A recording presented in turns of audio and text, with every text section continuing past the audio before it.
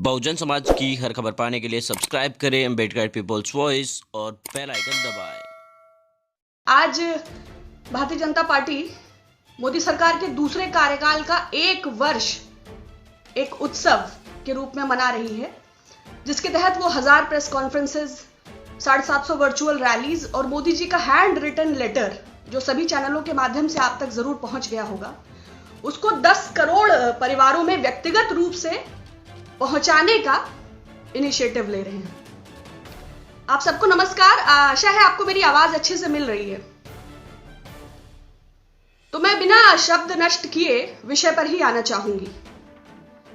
पहले तो हम सनातन में ये परंपरा है कि यदि परिवार में कोई मृत्यु होती है तो विवाह हो या एंगेजमेंट हो या कोई बर्थडे हो, कोई फंक्शन होता है तो हम साल भर उसे टालते हैं, गमी कहते हैं बरसी के बाद। या आज जबकि लाखों मजदूर सड़कों पर है, 50 से ज्यादा ट्रेनों में मृत्यु को प्राप्त हो गए, किसी की लाश बाथरूम में, किसी की प्लेटफॉर्म पे, किसी की ट्रेनों में, 400 से ज्यादा हाईवेज पर भूखे प्यासे हम सब मजदूरों की त्रासदी को प्रतिदिन देख रहे हैं।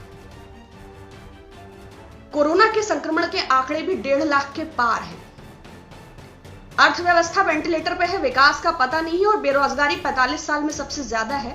इस पर मैं जाना नहीं चाहूंगी, लेकिन जो देश के वर्तमान हालात हैं, ऐसी स्थिति में जबकि लाखों परिवार भोजन के लिए भटक रहे हैं और वो करोड़ों लोग, वो 40 करोड़ जो गरीबी रेखा के नीचे गए और वो 12.5 करोड़ जिन्होंने अपनी नौकरी गंवा दी, 4 लाख से ज्यादा तो सिर्फ आगरा के जूता उद्योग में है। तमाम स्टील उद्योग में 30,000 से ज्यादा है, पीतल के कारोबार में तमाम है, बुनकर, कारीगर, हस्तशिल्पी, मिट्टी के, बांस के, लकड़ी के काम करने वाले लाखों करोड़ों लोग जिन्होंने 60 दिन से 60 रुपया भी नहीं कमाया है। देश इस आपदा, इस संकट से जूझ रहा है, इतनी बड़ी त्रासदी उसके सामने है। मोदी सरकार को उत्सव और जश्न सूझ रहा है, तो ये बहुत ही विशुद्ध व्यावसायिक स्टेप है, विशुद्ध राजनीतिक भी नहीं, विशुद्ध व्यावसायिक। ये उनकी कमर्शियल सोच को दर्शाता है कि किस प्रकार उनका हृदय करुणा विहीन है और भारत माता की संतानें जब इस समय कराह रही हैं, जबकि लाखों करोड़ों लोग इस आपदा से डायरेक्टली इनडायरेक्टली इन्वॉल्व हैं। एमएसएमईज का 25% लगभग 1.27 करोड़ खत्म हो चुका है, स्टार्टअप्स खत्म हो चुके हैं, एंटरप्रेन्योरशिप एकदम किनारे है, तब सरकार इसको सेलिब्रेट कर रही है, तो ये दुर्भाग्यपूर्ण है, ये शर्म की बात है। दूसरा, मोदी जी का लेटर आपने जरूर देखा होगा, उसके 4 पॉइंट्स मैंने लिखे हैं, आई वुड लाइक टू, उस पर मैं जरूर कहना चाहूंगी। हालांकि मोदी जी आत्ममुग्ध, आत्म प्रशंसक और अहंकारी भी कह सकती हूं, क्योंकि चाहे विपक्ष हो, चाहे राज्य सरकारें हो, चाहे उनका स्वयं का मंत्रिमंडल, वो किसी भी बात को डिस्कस करना, वो उसको इंप्लीमेंट करते हैं। जो कुप्रबंधन हम देख रहे हैं, जो इस त्रासदी के हम सब जिम्मेदार हैं, अब 4 लॉकडाउन के बाद भी ये नहीं बताया इन प्रेस कॉन्फ्रेंसेज में, इस लेटर में, कि लॉकडाउन की एग्जिट पॉलिसी क्या है, टेस्टिंग क्यों नहीं इंक्रीज हो रही है। लेकिन खैर, लेटर में 4 बातें हैं और गवर्नेंस पे कुछ नहीं कहना मुझे, that is already legal, corruption is new governance. Golden chapter in history of Indian democracy, तो निश्चय ही बिल्कुल गोल्डन चैप्टर तो ये है।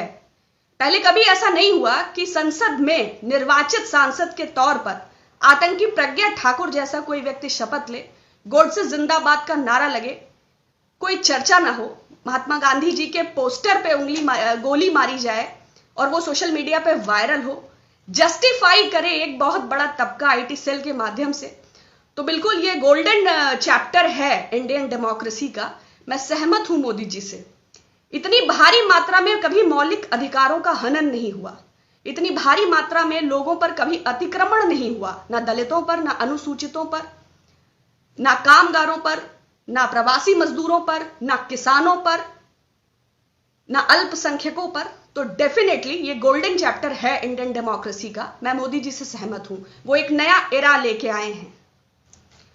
दूसरा, migrant undergone tremendous suffering. Thank you so much our dear kind prime minister, finally he realised कि मजदूर जो है वो तपस्या के बाद, ये उन्होंने आज दूसरा शब्द इस्तेमाल किया कि उन्हें सफरिंग हुई, उन्हें मिजरी हुई। बहुत अच्छा लगता अगर आप बताते कि आपके 3 घंटे 40 मिनट और बिना राज्य सरकारों और विपक्ष से डिस्कस किए इस नमस्ते ट्रंप और मध्य प्रदेश सरकार के गिराने के कारणों के चलते इस आपदा के कुप्रबंधन और इस पूरे देश में जो ये 18 लाख करोड़ का नुकसान हमारी अर्थव्यवस्था को हुआ है, उसके लिए आपका मतलब योग्य नेतृत्व भी जिम्मेदार है। तो अगर आप ये भी कहते हैं, क्योंकि ट्रेमेंडस सफरिंग तो है, you are the kind reason of it. लेकिन खैर, तीसरा है to follow all government guidelines जो WHO द्वारा है। जो लोगों, मैं खुद लगातार घर में हूं तो लोग तो फॉलो कर रहे हैं गवर्नमेंट गाइडलाइंस। आपको यह समझना है कि शराब आपने अर्थव्यवस्था के लिए खोल दी, मगर गुटखा खैनी आपने, मैंने पहले भी इस बात को कहा था, थूकने से संक्रमण फैलता है। ये WHO की भी गाइडलाइन है और सबको पता है, और ये सबसे स्ट्रिक्ट बात थी। तो क्या अर्थव्यवस्था से गुटखा का इतना गहरा संबंध था कि आपने, कितना आप गंभीर हैं नागरिकों के स्वास्थ्य के प्रति, ये छोटा सा फैसला ये बताता है। तो डेफिनेटली पीपल विल फॉलो। सबको अपनी जान प्रिय है, सब अपने घर जाना चाहते हैं, सब अपना रोजगार चाहते हैं, तो ये कहने की चीज नहीं थी। दूसरा, उन्होंने लोकतांत्रिक व्यवस्था का भी धन्यवाद किया है। तो लोकतांत्रिक व्यवस्था तो आपने वैसे ही तहस नहस कर दी है।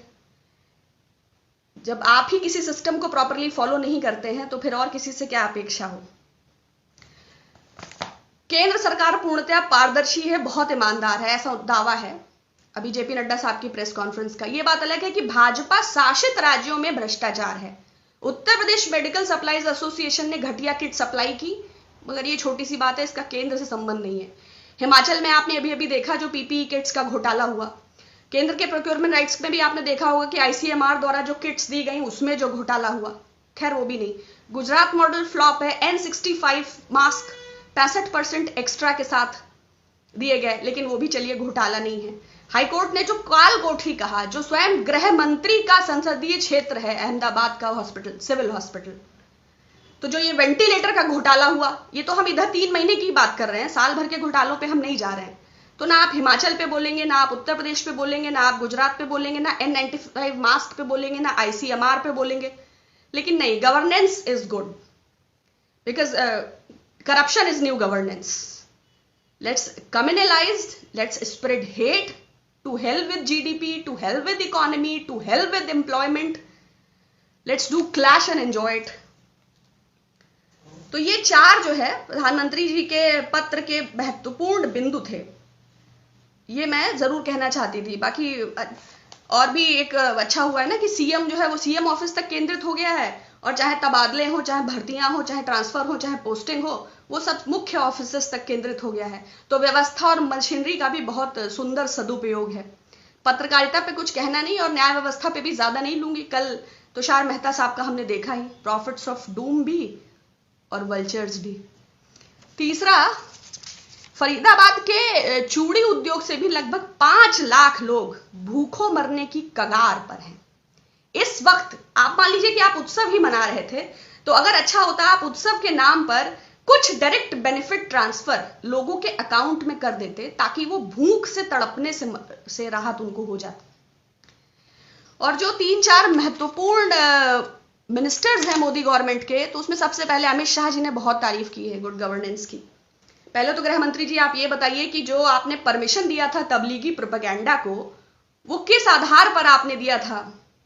दूसरा, मोदी जी ने खुद अभी एकजुटता और सौहार्द की अपील की है। देखिए, देशवासी एकजुट भी हैं और सौहार्द भी बनाते हैं। प्राइम मिनिस्टर ये एक्सप्लेन करें कि जो प्रेस ब्रीफिंग्स हेल्थ मिनिस्ट्री और होम मिनिस्ट्री के द्वारा की जा रही थी लॉकडाउन 1 के दौरान, उसमें तबलीगी का डेटा अलग दिया जाता था और बाकी डेटा अलग दिया जाता था। तो डिस्क्रिमिनेशन तो आपने किया, और आप आज 4 लॉकडाउन के बाद भी जस्टिफाई नहीं कर पा रहे कि आपके लोग क्यों संक्रमित है, या क्यों किया था। क्यों आपने नमस्ते ट्रंप, जब 30 जनवरी को पहला पेशेंट इंडिया में था, तो टेस्टिंग के मानक को निर्धारित होने का समय 23 मार्च क्यों है। अब ये मैं नहीं कहूंगी कि ये मध्य प्रदेश की सरकार, क्योंकि वहां तो पूरा स्वास्थ्य का महकमा कोरोना की चपेट में है और मुख्यमंत्री खुद क्वारंटीन है।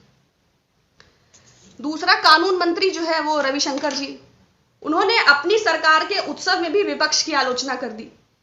संवैधानिक पद पर स्वयं है, लेकिन बात पूर्णतः गैर कानूनी करते हैं। तो आपका व्यवहार पूर्णतः अशोभनीय है। सिर्फ निंदा ही कर सकती हूं क्योंकि आप ऐसे पद पर हैं कि शब्दों की गरिमा गिराना उचित ना होगा।